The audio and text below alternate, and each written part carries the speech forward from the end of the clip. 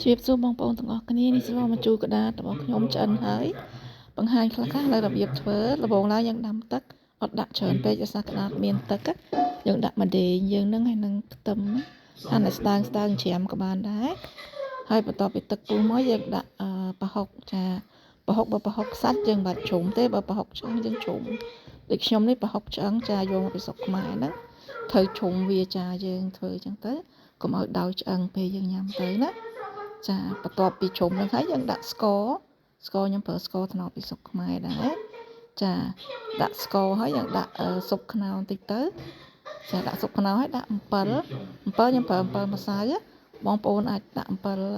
ស្រស់ក៏បានដែរដាក់ឥឡូវហើយក៏បានចាំដាក់ដល់ពេលដាក់ត្រីទៅអីចាំដាក់ក៏បានបន្ទាប់មកខ្ញុំដាក់ក្តារចាក្តារមើលទឹកខ្ញុំដាក់បន្តិចទេណាប៉ុន្តែដោយសារក្តារវាចេញទឹកចាវាញោមឡើងពេញឆ្នាំងតែម្ដងចាពេលយើងដាក់ហើយយើងកូរវាត្រឡប់តទៅឲ្យនេះនឹងវាធំហើយបើតែឈ្ងុយខ្លាំងណាស់នោះយើងដាក់ទឹកត្រីយើងប្រហែលជ្រោចថែមទៅណាបងប្អូនចាជ្រោចវាបន្តិចទៅចាឲ្យវាមានធំទឹកត្រីខ្លះដែរបន្ទាប់មកយើងដាក់គ្របវាទៅដាក់វាឲ្យពុះចាដាក់ឲ្យពុះ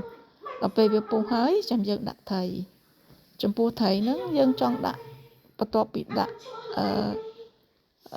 ក្តារហ្នឹងក៏បានដាក់មុនក៏បានប៉ុន្តែខ្ញុំអត់ចង់ដាក់មុនដោយសារកូរទៅខ្លាចវាបែកត្រីអស់ចាអញ្ចឹងខ្ញុំដាក់អញ្ចឹងយើងគ្របអញ្ចឹងមកហើយយើងដាក់វាបំពុះទៀតចាឲ្យត្រីនឹងវាឆ្អិនត្រីហ្នឹងបងប្អូនប្រើតាមចំណង់ចំណូលចិត្តប៉ុន្តែខ្ញុំប្រើពោះត្រីសាម៉ិនចាពោះត្រីសាម៉ិនព្រោះវាមានជាតិខ្លាញ់ពីទូទៅខ្ញុំចូលចិត្តដាក់ក្បាលវាក៏ឆ្ងាញ់ដែរចាប៉ុណ្ណឹងឯងចាមានតែប៉ុណ្ណឹងតិចទៀតនឹងរួចរាល់បានញ៉ាំចាយើងដាក់ទៅធ្វើម៉េចឲ្យត្រីហ្នឹងឆ្អិនកូរឲ្យសព្វតិចទៅចាហើយដល់ពេលរួចទៅទីបំផុតយើងដាក់ចំពោះជីបង្អមនិងម្ទេសហ្នឹងយើងចង់ដាក់ឥឡូវក៏បានហើយយើងចង់ពេលយើងដួសញ៉ាំចាំដាក់ក៏បានប៉ុន្តែឥឡូវខ្ញុំដាក់ពាក់កណ្ដាលណាហើយម្ទេសខ្ញុំអត់ទាន់ដាក់ទេដោយសារគ្រូសាខ្ញុំគាត់ចូលចិត្តហឹរចាខ្ញុំលួចដាក់តែម្ដុំពីរទេចាហើយដល់ពេលឆ្អិនទៅយើងក៏កូរអញ្ចឹងដូចខ្ញុំអញ្ចឹងចាសំណុកនោះបងប្អូនស្រុកខ្មែរយើងអត់មានបាក់អីទេចាហើយរួចរាល់ហើយដល់ពេលយើងដួសដាក់ចានយើងចាំរួយដូចខ្ញុំអញ្ចឹងចាយើងរោយអាបអមជីនឹងថែមតិចទៀតទៅចាពេលយើងដួសញ៉ាំណាហើយយើងដាក់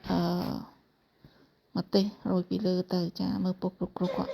ឆ្ងាញ់ណាស់ចាមិនឆ្ងាញ់មិនយកលុយគឺថារបស់ស្រស់ពីក្រោយផ្ទះបងប្អូន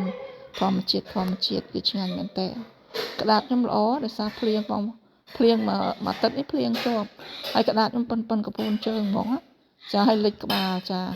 តែមួយដើមហ្នឹងបើអ្នកញ៉ាំតិចស្លនេះយើងដួសទៅយើងដាក់ចឹងរួយជីរួយម្អមថែមទៅហើយយើងដាក់ម្ទេសតាមចំណង់ចំណូលចិត្តចាដាក់អញ្ចឹងក៏មួយយ៉ាងដែរចា ready ឆ្អិនហើយបងប្អូនចាំបាយជាមួយនឹងនាងខ្ញុំទាំងអស់